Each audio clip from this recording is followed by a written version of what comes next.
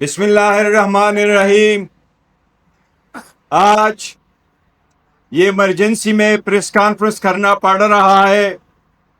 ایک افسوس کے ساتھ کرنا پڑ رہا ہے. آج جمہوریت کے لیے ایک افسوس کا دن ہے.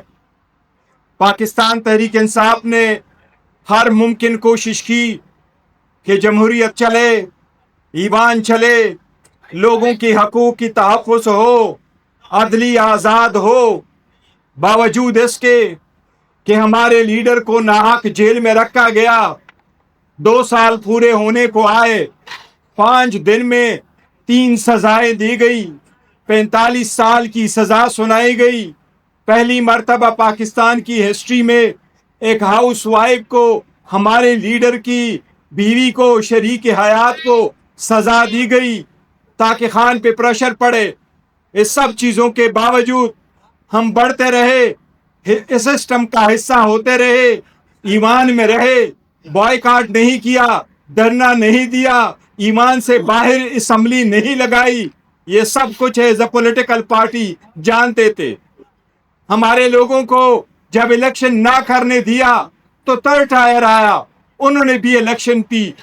لیکن ظلم، ناانصافی اور مساوی سلوک کی انتہا ختم نہیں ہو رہی.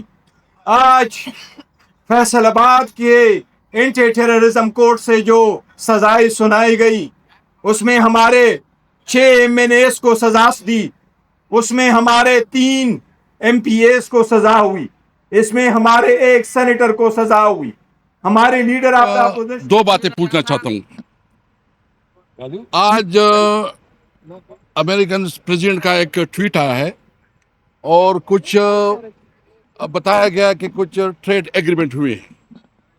ہم تو سمجھتے ہیں، ہمیشہ ہم سمجھتے ہیں کہ پوری دنیا کے ساتھ ہماری ٹریڈ ہونی چاہیے اور ہم ہر صورت میں جو ہے نا چاہتے ہیں کہ ملک کی ایکسپورٹ بڑھنی چاہیے. لیکن ہم یہ جاننا چاہتے ہیں کہ اس ایگریمنٹ کی نیٹی گریٹی کیا ہے، اس کی ڈیٹیلز کیا ہیں. آئین جس بات کا پابند کرتا ہے کہ سب سے پہلے جس صوبے میں جس کی جو وسائل ہیں، کنویکشن اور ڈسکوالیفیکیشن کے زد میں ہمارے 25 MPA اس کے زد میں ہیں، ہمارے 3 سینیٹرز اس کے زد میں ہیں. ان لوگوں کو ڈسکوالیفائی کرا کے، کنوکٹ کرا کے کیا جمہوریت کا بھلا ہوگا؟ جن لوگوں نے یہ کنوکشن کا آڑے لیا، پورے دنیا میں مثالیں ملتی ہے. لوگ ٹروتھ اینڈ ریکنسیلیشن بناتے ہیں. پاکستان تحریک انصاف کا ایک ہی موقف رہا ہے، کمیشن بناؤ، فیئر ٹرانسپیرنٹ انویسٹیگیشن کرو، گناہگاروں کو سزا دو، جو گناہگار نہیں ہے ان کو ایکویٹ کرو. لیکن آئین اور قانون کے مطابق ٹرائل چلاؤ. ٹرائل وہ جو آئین کہتا ہے، وہی ٹرائل جس کے لیے سپریم کورٹ نے 45 سال بعد بھٹو کے کیس میں ریفرنس دے کر کے یہ کہا کہ اس کو فیئر ٹرائل نہیں ملا تھا، لہٰذا اس کی سزا غلط تھی. آج 45 سال بعد آپ نے یہ سزا، یہ فیصلہ کرنا ہے کہ ہمیں وہ حقوق ہمیں نہیں ملے. اس سے جمہوریت کا نقصان ہوگا. میں نے کئی مرتبہ محمود خان اچکزئی صاحب کے ساتھ اور میرے ساتھ بڑے ساری باتوں کا یہ امین ہے. میں نے ان کو کہا تھا حالات کسی اور طرف جا رہے ہیں، اس کے لیے کچھ کرنا پڑے گا. پاکستان تحریک انصاف کے لوگوں نے خان صاحب کو 3 کروڑ لوگوں نے ووٹ دیا، جس کی اس ملک میں مثال نہیں ملتی. سارے لوگ آ گئے اور ابھی بھی آئیں گے. جب لوگ نکلتے، سڑکوں پہ نکلنا، پرامن رہنا، اپنے حق کے لیے آواز اٹھانا، اپنے لیڈر کے لیے آواز اٹھانا، ان کی زیادتیوں کے خلاف آواز اٹھانا، یہ ان کا جمہوری حق ہے. اتنے کسی پارٹی کے لوگ نہیں نکلے جس نے پاکستان تحریک انصاف کے نکلے، اور جتنے کہیں لوگوں نے ریلیز نہیں کی جتنے پاکستان تحریک انصاف کے لوگوں نے کی. لیکن کوئی نہیں سوچ سکتا کہ پرامن ریلیز پہ گولیاں بھی چلے گی. جب تک یہ پتہ نہیں چلے گا ہم آئین کا تحفظ کیسے کریں گے اور کس سے کریں گے. کم از کم میں اس پسماندہ صوبے سے تعلق رکھتا ہوں جو 1948 سے آج تک فوجی آپریشن کے زد سے فارغ نہیں ہوا ہے. ہمیں بتایا جائے، پاکستان کے لوگوں کو یہ بتایا جائے، ان کا یہ مطالبہ ہوگا उनका ये कौमी और सियासी हक है कि बताया जाए कि वो कौन सा कुव्वत है कि जिससे आइन को खतरा है। साथ साथ अगर हम पाकिस्तानी आइनी तारीख में जाएं कि 1935 से 1956 तक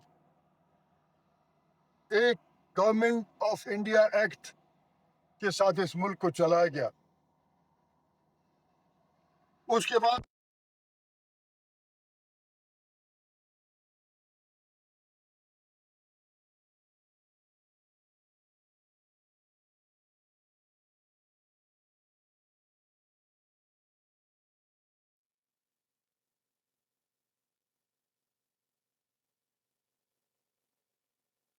वो सारी की सारे केसेस आईन और कानून के मुताबिक रुक जाते, उस बंदे का एक केस में फैसला हो जाता है, अगर उसमें उसको सजा हो जाती है बाकी फैसले लागू होते हैं, अगर वो इक्विट हो जाता है वो उस पे लागू होता है। आज तक 2023 से वो पिटीशन पेंडिंग है, हमारे फैसले नहीं हुए।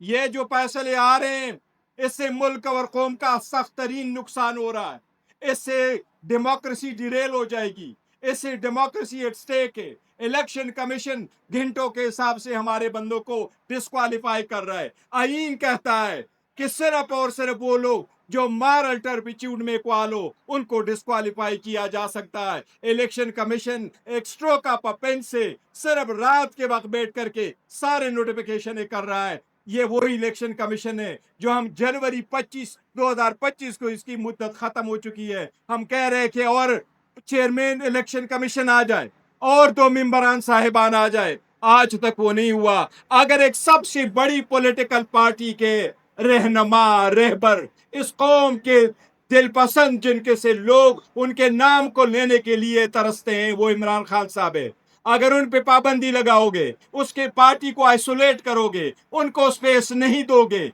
ये जो तशद्दुद पे बिलीव नहीं करते इनको पार्लियामान से निकाला जा रहा है, तो कौन लोग इसकी स्टे लेंगे?